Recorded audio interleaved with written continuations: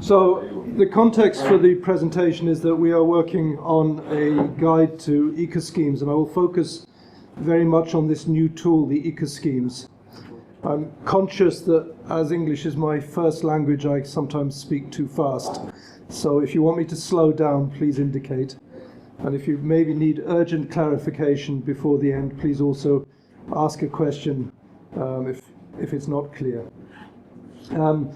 The eco-scheme guide is something which the IFOM-EU group are coordinating with funding from the Akaga Foundation. And it was meant to have been finished by now. I apologize that we haven't quite finished, but we're getting close to doing that.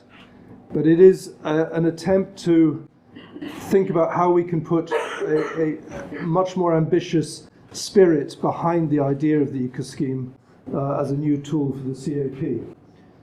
The first part of the work was done by Stephen Meredith, previously of IFOM-EU, but now with IEEP in Brussels, and colleagues on the potential of eco-schemes. That was published by IFOM-EU earlier in the year. But the eco-scheme guide now is a sort of more practical guide as to how the implementation can work.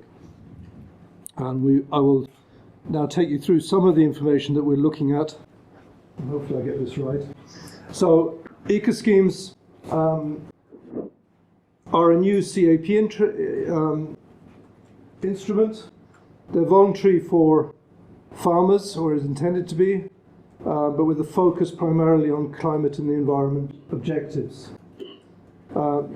Member states, as was explained by Lena just now, member states as part of their CAP strategic plans can define how they work with eco-schemes, what they put into eco-schemes, provided that they are delivering on the environmental objectives of the CAP. So the three key ones there: climate change mitigation, adaptation and sustainable energy use, sustainable resource use including water, air and soil, and the biodiversity, habitats and landscape protection. Those are the three key objectives that should be supported by eco-schemes. There is some debate ongoing about animal welfare as to whether that gets included or not. At the moment it's not in the Commission proposal for that, so we have to wait and see what comes out of that. And clearly, the important issue for many countries is that it's funded as part of Pillar 1, which means that it's 100% funded through EU funds and not a co-financed activity as in Pillar 2. And we'll talk about the implications of that more in a moment.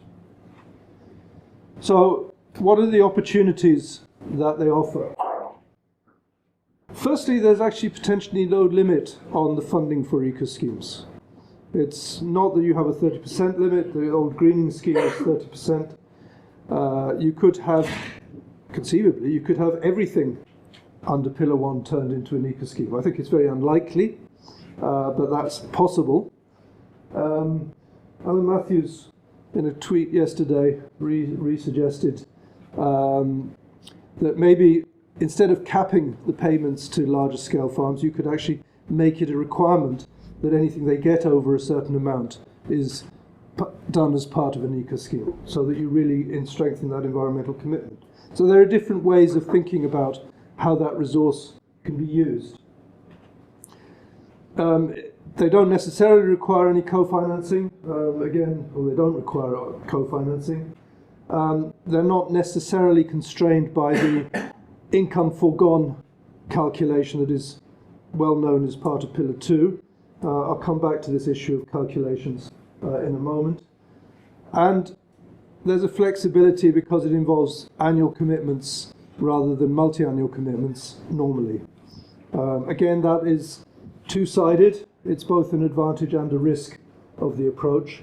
And I'll talk a little bit more about that in a moment too. And the challenges, which is a much longer list.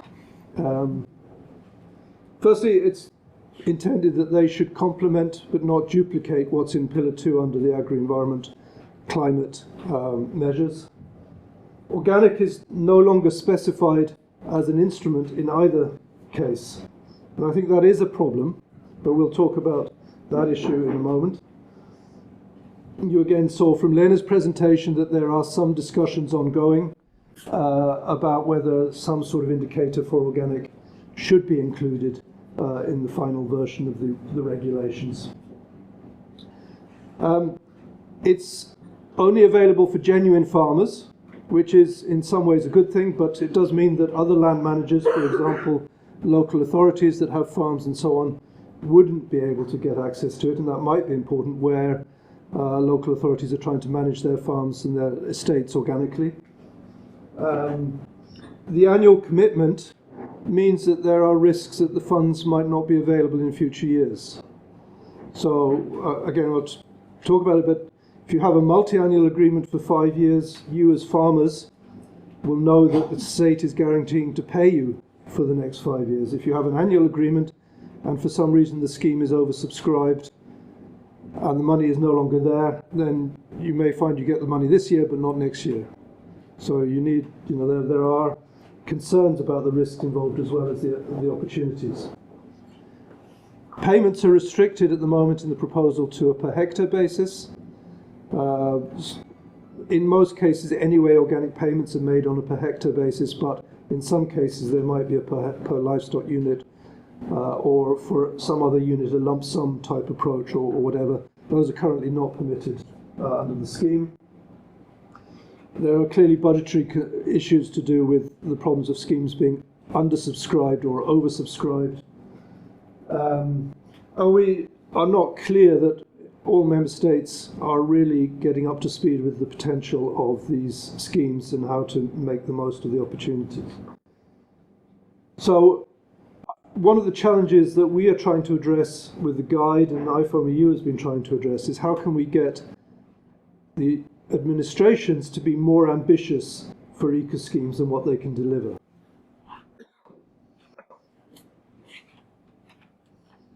So in terms of designing good eco schemes, we think some of the key things that are important is firstly the virtue of flexibility, that there are many different ways that it can be done and possible combinations. The desire for administrative simplicity, because if you're going into it on an annual basis, you don't want something that is hugely complex in terms of the process of setting it up. You need to be able to get involved relatively easily to justify the annual engagement. It needs to be attractive to stakeholders, to the farmers who are involved.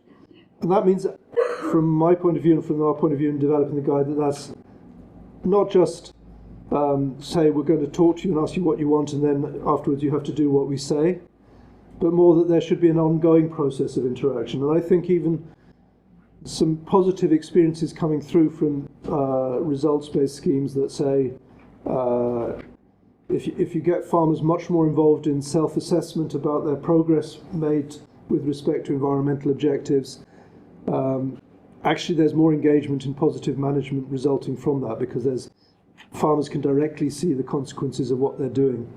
So I think this process of self-assessment as part of this idea of farmer engagement with the schemes should be taken much further. I think that it is really important, and the Commission also says this, that the schemes, if they're going to be effective, should be well supported by advice, training, and the access to tools that can support the process. And their needs, because you have to have public confidence in what is being done, there needs to be a good governance system with traceability and accountability underpinning it, so that people... So the legal basis in the current proposal is Article 28. Probably will change the article numbers by the time you've learnt it off by heart. In the final version it'll change to something else. So at this stage it's intended to be mandatory for MS to set up a scheme for member states, but voluntary for farmers to participate. As you heard from Lena, there's a debate about whether it should become voluntary for member states, which is not yet agreed. It's meant to involve payment to genuine farmers, what used to be called active farmers, now called genuine farmers in the regulation, for agricultural practice beneficial to the environment. It needs to go beyond conditionality, which I'll talk about again in a moment, and go beyond the minimum regulation. So it's assumed that there is a baseline on which eco-schemes build, and that baseline is defined by regulations and by conditionality. We've talked about some of the other points on this slide already, so I'll skip those. You've seen this slide, which explains how the old scheme and the new scheme work together. The key thing here is that greening has been absorbed into conditionality, and I'll show you that in a moment, under the new system, so that in the last scheme it was quasi-voluntary. At least if you undertook greening, you qualified for the full payment. Under the new scheme, you have to do it anyway.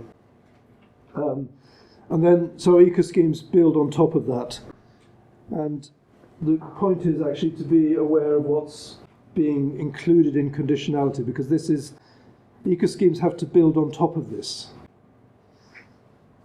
So there are two main elements to the conditionality. One is the statutory management requirements, and they relate to a whole series of regulations that need to be taken account of. So the ones you would expect: water, biodiversity, food safety, pesticide use, the sustainable use of pesticides and so on. All those regulations come in there, as well as ones relating to animal registration and identification, health and welfare.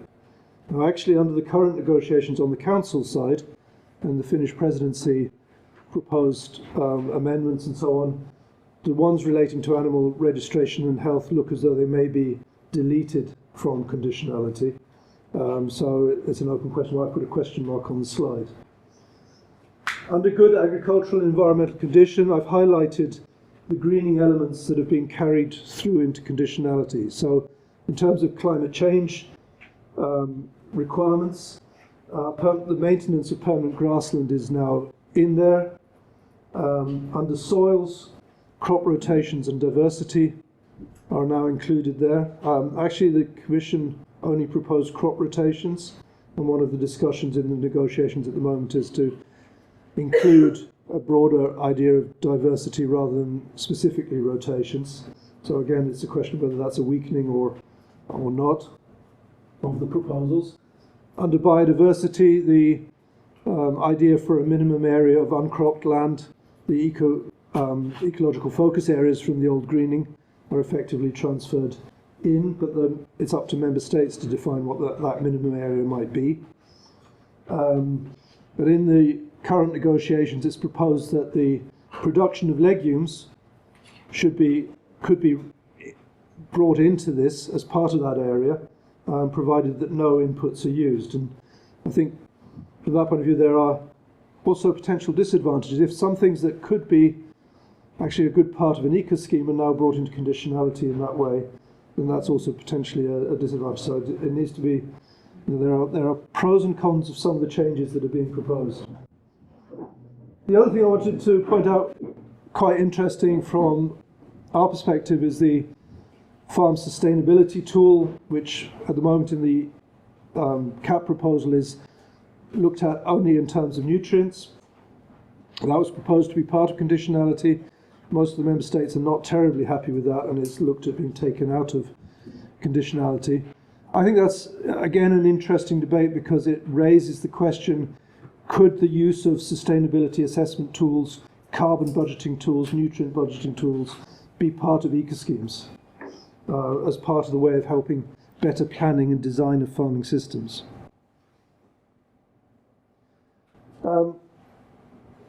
The other point I've got on here is in some member states there are national codes of conduct and legislation that go beyond the minimum set by the EU. If it's a regulatory requirement, it has to be taken as part of conditionality. It can't be brought into an eco-scheme. But if there is a voluntary code of conduct in a country, say in relation to animal welfare or climate change or something like that, it might be possible for that national requirement or that national code to somehow be brought into an eco-scheme type framework. In some countries have referred to that as the idea of extended conditionality that might be taken up under the eco-scheme idea. Excuse me. Yeah. I don't understand that Finland has already overall a bit more strict animal welfare rules. Do you mean that kind of national? Yeah, the problem is if the rules are defined by legislation, then my reading of the Commission proposals is that legislation has to be dealt with under conditionality. You can't make an eco scheme out of a regulatory requirement. But if it's a code that has been implemented that is short of a regulation, there may be some space for argument about whether that could be then dealt with as part of an eco scheme. So when you then start to look at what could be included in eco schemes, there are a whole range of different approaches that might be taken up, and there's a lot of debate going on between member states at the moment about what sort of things could be included. So firstly, there's a question about management or results-based. Now, most of our agri-environment schemes so far have been focused on defining management practices that are implemented by farmers and then paying for those practices to be implemented. The whole debate about results-based schemes is to say, let's focus much more on what is achieved by farmers and pay for those achievements. It's a bit the same as the change of emphasis of the Commission to a results-based approach to member states achieving things and their financing being related to that. The problem is, and I hesitate to start going into this discussion, that actually results-based schemes are quite difficult to implement in terms of administration. And we can have a long discussion about that, maybe perhaps as part of the plenary afterwards, as to why that's difficult. So I think while it's very tempting to say it's a natural conclusion that public money for public goods is a good thing to do, it's actually quite challenging to do in practice, and we need to be quite careful about that. We go into this in some detail within the guide as to the pros and cons and the issues that you might need to think about. I talked about extended conditionality. Some people also have suggested eco-schemes could function as an entry-level scheme as a precondition for access to Pillar 2 funds. So that is an option. You can think of ways of defining that. I would certainly say there's a lot of evidence that if you could support better planning, design of farms, advice, training, use of tools, a whole range of things around that would help to create better farming systems, that could itself be part of an eco scheme within that sort of context as an entry-level type scheme.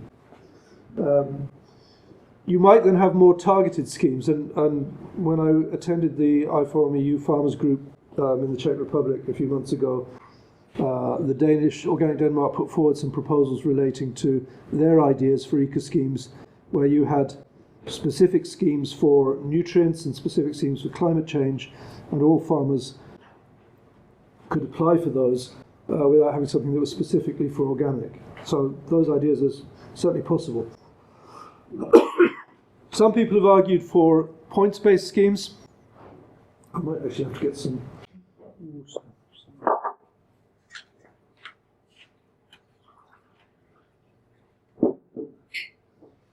So there's an example which has been quite widely discussed from Schleswig-Holstein in Germany,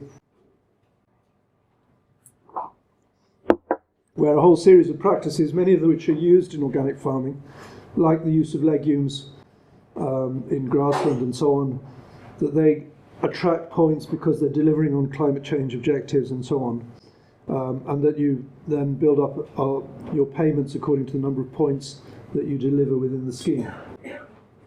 So that's another way of looking at it. I think from our point of view within organic farming and more broadly, we've been strongly making the case that there are also what I would call multifunctional, because they deliver on several different objectives at the same time, agroecological systems-based approaches that could also be considered. And I would say you can be quite broad in the definitions of those, everything through from conservation agriculture for arable systems through to agroforestry with organic farming and so on included. So it doesn't have to be a very narrowly defined approach. But the point here is that you're not just about delivering on one of the objectives, you're delivering on all of the objectives simultaneously. And if some of those are certified or legally defined, that might actually help make the process easier from an administrative point of view. I'm going to maybe shorten some of what I planned to say in terms of the coming slides, and we maybe pick up some questions in the discussion afterwards.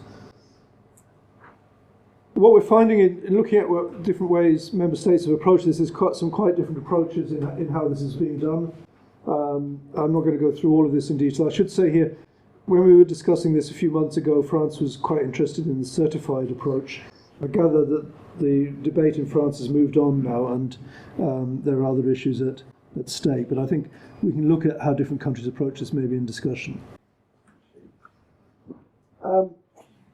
One of the things we've tried to do in the guide is to look at the different objectives. So I've just taken one here, climate change mitigation, and look how these different measures that might be used, farm assurance, conservation, agriculture, organic farming, pasture-fed livestock, extended conditionality, how they might contribute to those objectives. Now, it's difficult to do that in a quantified X number of kilos per hectare type approach. But in terms of relativities, I think there are some possible statements that can be made. So some of these deliver on more strongly.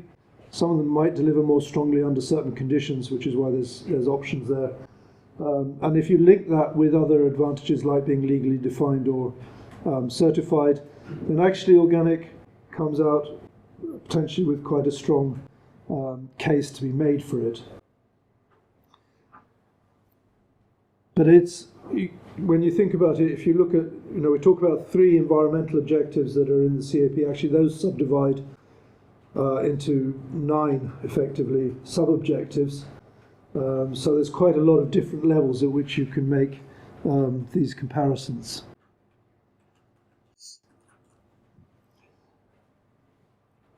I raised the question about determining payment rates, and I think this is where I've probably gone too far in my preparations here, but I'll try and deal with it in a more simple approach.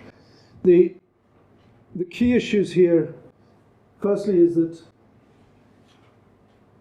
the eco-scheme regulations as currently proposed allow for 2 approaches to doing this. One is to use the traditional income foregone, costs incurred, and including transaction cost model, and the other is to use a top-up approach, which is fairly free to define, but it's a top-up to the income support for sustainability that is the main basic payment in Pillar 1.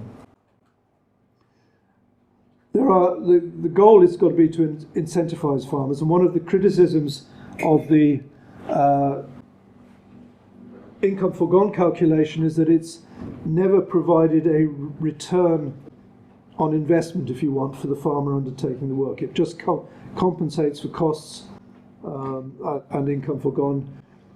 And actually one of the problems we've got for organic is that while the basic rules are explained in the organic fiche as to how that should be calculated, what should be taken into account, quite a few things are left out, and it is very variable how member states interpret that in their calculations. What costs do you include? I'm not going to go. I'm going to jump over some of this fairly quickly. I'm going to also jump over that one because we mentioned it already, and the funding issues, and come to this, which is about organic farming, because I think we need to focus a little bit about how we deal with organic farming specifically within this this situation. There is a debate to be had about whether we still need special schemes for organic farming. And certainly in some countries, and we had the arguments from Denmark previously, there is a view that actually it would be better not to have this them and us type situation, that if you had a scheme which everyone could participate in, but it would be well tailored to and suited to organic farmers, but it wasn't exclusive to organic farmers, then that would help build bridges and break down some of the barriers between different parts of the farming community. And I think there is there's good reason for that. But I would still argue, I personally feel that there is still a case for organic farming to be covered by specific schemes and provisions. Firstly, because of what I've always called the duality of organic farming, that it is delivering both public benefits on a wide range of issues and economic benefits through the organic marketplace. And there's very few other agri-environment schemes that have both those aspects to it. Now, policymakers quite often would like that to be the case, but when it comes to it, it's quite difficult to get that balance right between the two different elements. So having a tailored scheme may be helpful in dealing with that. Also, as we know, the conversion process to organic is quite complicated. There are, in many cases, quite significant farm design and restructuring processes associated with organic, and having a tailored scheme that can take account of those is sensible. It needs to take account of market supply issues, and because there's a legal definition, it also makes it easy to have something like that. One of the particular problems is how we deal with the market interaction, and I've always had a problem in that the organic rules specified by the Commission require premium prices to be taken account of in determining the rates of payment. So you could have a non-organic farmer using no nitrogen fertilizer and providing public benefits, and an organic farmer using no nitrogen fertilizer and providing the same public benefits, but the non-organic farmer will be paid more to do that because they don't get a premium price. And the organic farmer will be paid less because they do get a premium price, which leads to a significant inconsistency. And I think there is a strong case to be made that actually the premium price should be seen as the reward to the marketing activities that the farmer undertakes, not to the land management activities that are delivering the public goods, and that we should try to separate those two things out. Now that's controversial. Many countries would struggle with that issue, but I think it's actually quite important that we maybe revisit that question and rethink about it.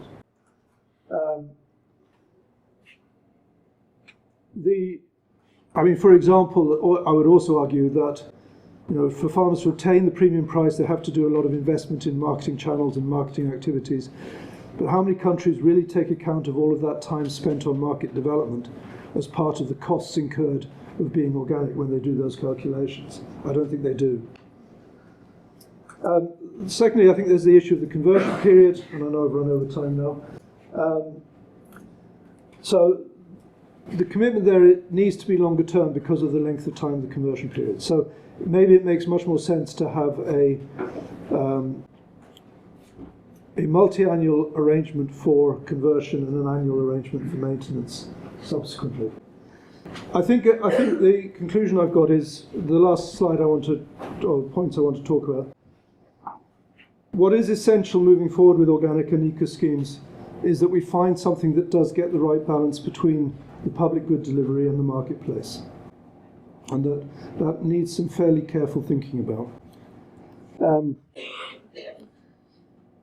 We have to deal with the challenge that organic farming is not defined as a measure anymore within the new CAP, and how we get that recognition taking place. And we do need to deal with this issue of the annual commitments and how we deal with the long-term commitment to being organic. I think I'll leave it there, and we can pick up other points during the discussion. Thank you.